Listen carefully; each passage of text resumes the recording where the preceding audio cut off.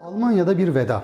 53 yaşındaki Şafak Gülbasar son yolculuğuna uğurlanıyor. Hava yağmurlu, gözler yaşlı. İşte bu tablonun arkasında bir insanın, bir ailenin, bir ülkenin Edirne'den Kars'a uzanan, oradan Avrupa'ya taşınan çok özel hikayesi var.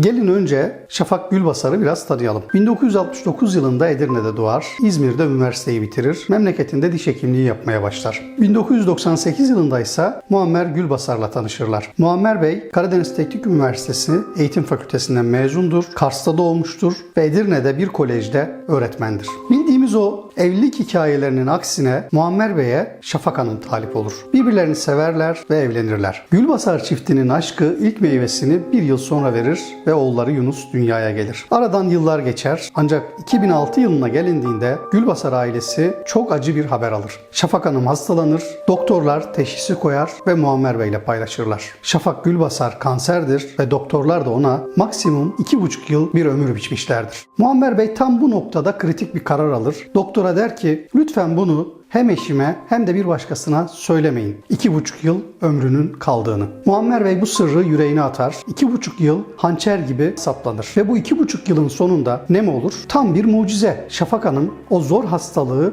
yener ve hayata tutunmaya devam eder.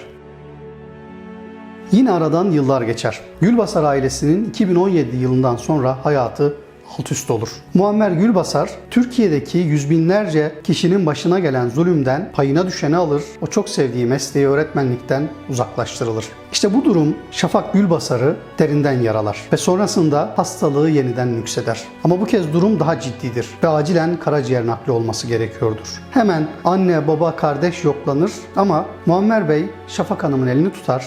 "Dur hanım, belki benimki uyar" der. Tetkik için birlikte hastaneye giderler. Sonuç olumludur ve hemen ameliyat yapılır. Ve Muammer Gülbasar'ın karaciğerinin %60'ı Şafak Hanım'a transfer edilir. Ameliyattan sonra hastanenin koridorunda sedyenin üzerinde gözlerini açan Muammer Gülbasar dünyanın en mutlu adamıdır. Ancak bu mutluluk çok uzun sürmez. Yaralarını iyileştirmeye, ciğerlerini büyütmeye çalışan Gülbasar ailesi bir kez daha Türkiye gerçeğiyle karşılaşır. Polisler evlerini basar. Muammer Bey o gün evde yoktur. Şafak Hanım'ı sıkıştırırlar. Etmedik hakaret bırakmazlar. Şafak Hanım'ın tansiyonu yükselir. "Ben karaciğer nakli olmuş hasta birisiyim. Tansiyonum yükseldi. Durumum fena" der ama nafile. Polisler bir ambulans bile çağırmazlar. Hatta bununla da yetinmezler. Biricik oğullarını mutfağa çeker, ağır hakaretler eder ve sıkıştırırlar. Bu sadece naif ve nazik kişilikleriyle bilinen Gülbasar ailesi için değil, her insan için çok ağır bir yüktür. Listeye ismi yazılmıştır bir kez Muammer Bey'in. Adaleti ve vicdanını kaybeden bir ülkede daha fazla kalamayacaklarını gören Gülbasar ailesi el ele tutuşup yola çıkarlar. Önce Yunanistan, sonra Almanya. Zor bir yoldur. Şafak Hanım evsiz barksız kalmıştır artık. El ele yol almaktan şikayetçi değildir. Ama gurbet yarası ağırdır ve mültecilik şartları çok zordur. Hele karaciğer nakli olmuş kanser hastası bir kadın için daha da ağırdır. Ama bu yaşananlara rağmen ne Şafak Hanım ne de Muammer Bey duruşlarını hiç bozmadılar. Hep etrafındaki insanlara mütebessim bir çehreyle, sevgi ve umutla yaklaştılar. Uzun bir süre kiralık bir ev aradılar ama bulamadılar. Pek çok problemle yüzleştiler. İşte tam da böyle bir zaman diliminde tanıştık eşimle birlikte Gülbasar ailesiyle.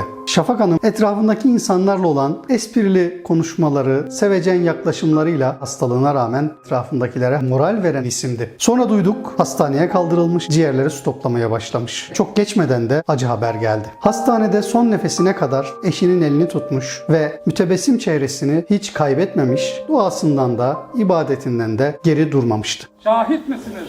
Şahidiz. Şahit misiniz? Şahidiz. Şafak Hanım Almanya'da toprağa verildi. Onun hikayesi ne ilk ne de sondu. Yüz binlercesi eş zamanlı olarak yaşanıyor. Etrafınıza baktığınızda pek çok Şafak Gülbasar'ı görebilirsiniz. Bir kadının hastalığı sebebiyle, hele ağır bir hastalık sebebiyle hayatını kaybetmesi üzücü. Ancak ondan daha ağır olanı onun bu hastalığının nüksetmesine sebep olan şartlar. Ülkesini, evini terk etmek zorunda bırakılması. Bunlar da ona ağır geldi. İşte o içine attığı bu acıyı da yanına alarak ruhunun ufkuna yürüdü.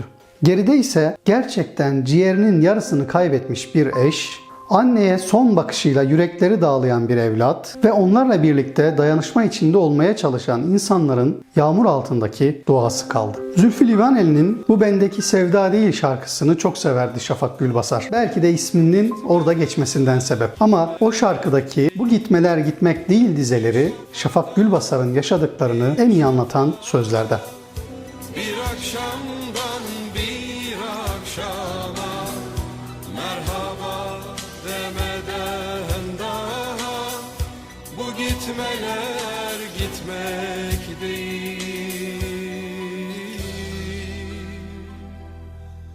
Ey salkım söğüt eğil, bu benimki sevda değil. Ey yağmur rüzgar eğil, bu benimki sevda.